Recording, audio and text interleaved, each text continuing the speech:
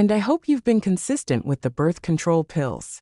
My heart froze as he stared at me like he was trying to pick a reaction. We can't have you pregnant for me, he said coldly, like his words hadn't passed through me like a burning arrow. That my hands released the sides of my dress as I took a fragile step towards him. 3 years. I could hear my voice start to crack, but I chose to keep going. After today, I would probably never get the chance to talk to him about this anymore. In these 3 years, did I really not leave any memories? Anything that would cause your heart to soften? Maybe something that you'd look back on and smile at? I knew the answer already, but still, I anticipated what his answer would be. His eyes remained on me, still cold, like he'd been programmed to be so cold around me for goodness knew whatever reason. Memories. The word came out as a scoff, but I refused to waver. What's there to miss or remember about an omega like you? My heart clenched. An omega like me. His words stung, harder than a bee would. His eyes softened a tad bit as he ran his fingers through his hair, revealing the sleek texture of his wonderful dark hair. You can start handing over the Luna affairs to Beta Luke. And if there's anything you need these coming 3 months, compensation, maybe we can talk it out. Just come to me. Compensation? I'd never felt more insulted my whole life. Yes, the reason we'd ever gotten into this arrangement in the first place had been to pay off debts I hadn't even owed. But in the first few months, it had evolved from that. Money, luxury, goods, the Luna status. I didn't care for any of these. I only wanted one thing, his love. The only man's love I'd ever longed for my entire life. Despite yearning for his love more than anything else, I wouldn't stand him treating me like this, like I was nothing more than a few bucks. I don't want compensation. My voice almost came out in a yell, and I had to pinch myself to soften my voice, as I almost broke into a sob. Raymond, don't you see it? All I want is... Interrupting me, he continued what he was saying. Ashley will move into my chambers tomorrow. Clear out whatever things you still have there. I do not want a single thing that'll give off even the suspicion that I've ever had anything to do with you. Have I made myself clear? I couldn't stop my eyes from watering anymore. From making love to me so roughly and gently a few days ago, he now wanted nothing to do with me, wanting not even a single trace of my presence in his life. If this was what he wanted, why did he still keep me here? What was the point of keeping me around when he now had Ashley? What did he stand causing me all this pain? Terminate the contract then. If you're so disgusted by the fact that you've ever had something to do with me in the past, why not let me go before the end of the 3 months? What's the point of? I couldn't get the rest of the words out as immediately he grabbed my neck, his fingers digging deep into my skin as I tapped his hand, tears freely streaming down my cheeks as I coughed. R.A. His grip tightened around my neck as I started to feel my vision become blurry while I struggled to get free. He smirked as his thumb gently caressed the side of my neck in a way that only he knew how to, and I felt my entrance start to dampen. I am the alpha here. He pushed me aside with so much force as I placed my hand to my neck, more tears streaming down my cheeks. Only I can terminate the contract of doing it.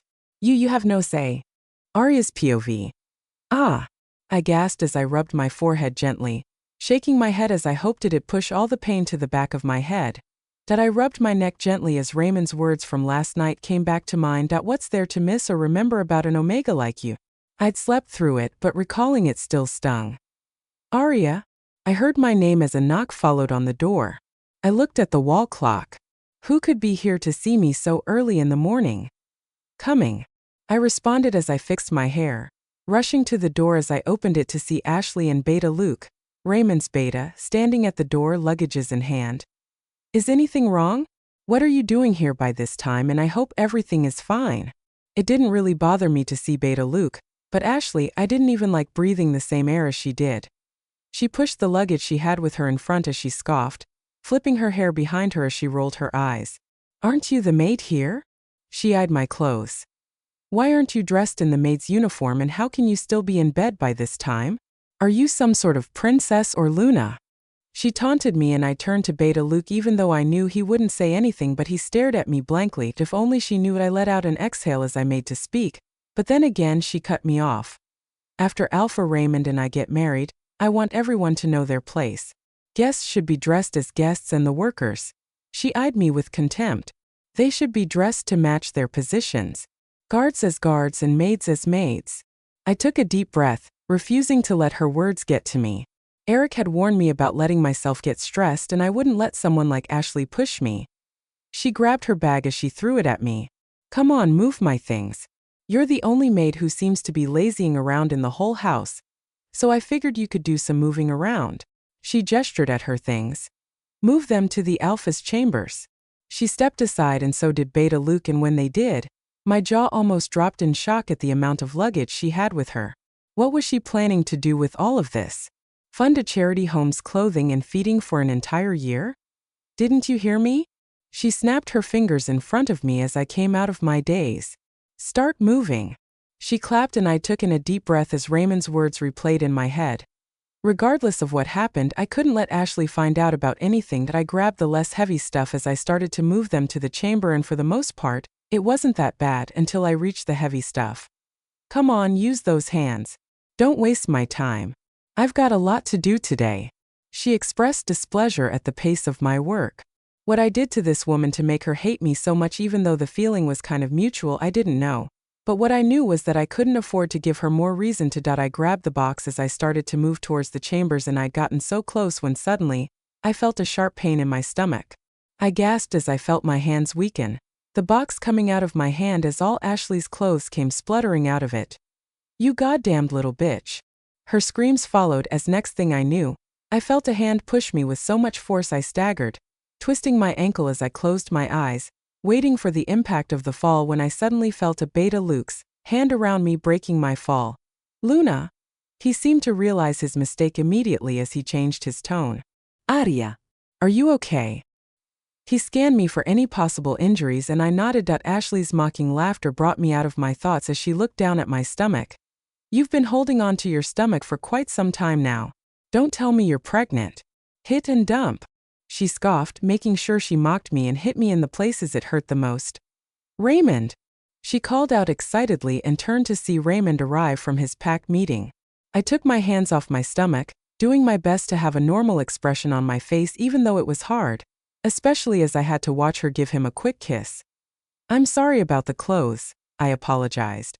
I didn't want to drag this out because that would lead to Raymond becoming more suspicious. I bent as I started to put them back in the box in a hurry.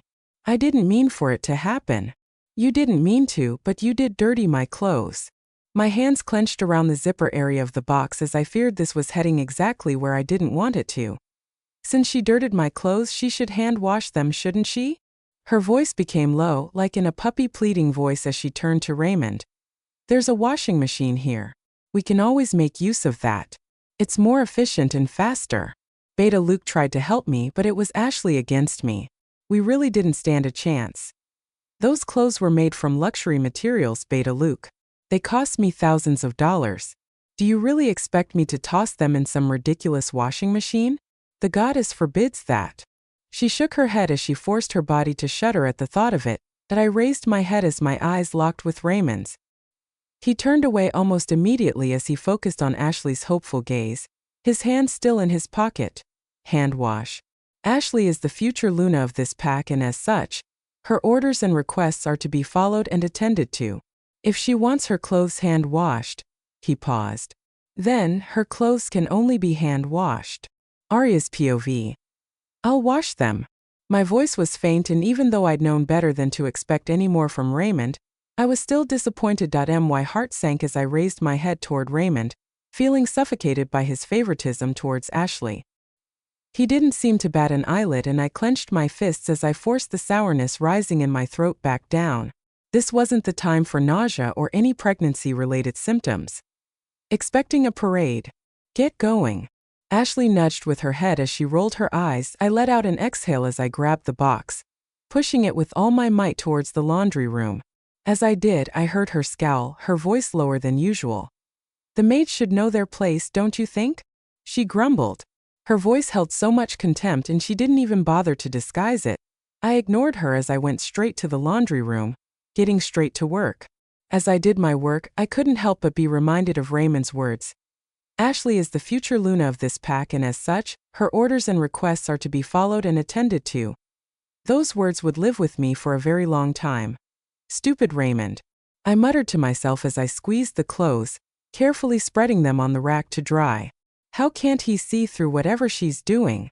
I rolled my eyes as I bent to pick another top, but just then, a knot formed in my stomach, a sharp pain following as the pain traveled through my body that I gasped as without any warning, vomit came out of my mouth into the drainage system, luckily. I staggered as my vision started to become blurry. I stretched my hand, hoping to find something I could hold on to, but there was nothing but AI or did my knees weakening was the last I recalled before I was suddenly enveloped with darkness. You're awake, I heard a cold voice say as I slowly opened my eyes to find myself in my room, Raymond's unique figure beside my bed as usual. He was expressionless, his eyes only scanned my body every now and then, and that was when it dawned on me that I'd passed out. My goodness! I exclaimed as I sat up on the bed, his gaze still unsettled. Had he found out about my pregnancy? Was that why he was staring at me the way he currently was? I gulped as my hands reached for the sheets, squeezing them as I fought the urge to bring my hand to my stomach. What are you doing here? I know it's not because you care. You've made it very clear you don't. I asked. I didn't know why I was saying all of that, but anything to distract myself from the possibility he'd found out about our baby. You passed out, he said without any emotions. Dr. Eric examined you and now we're waiting for the results. He didn't even bat an eyelid as he spoke. Was he even a werewolf? Dr. Eric hasn't said anything yet, right? My anxiety was getting the best of me, and if they didn't know the truth yet, they were going to find out. And if he has?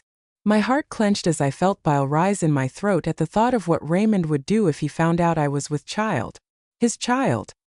He'd made it clear he didn't want any children with me. Nothing. I cleared my throat as I tried to avoid eye contact with him. Goodness, why was it so hot in here now? I just wanted to know. Half truth, half lie. His eyes remained on me, like he was probing and scrutinizing me, and I felt the hairs on my skin stand, especially as my wolf started to jump within me. I'm here now. Eric rushed in with medical files and I heaved a sigh of relief. About goddamn time.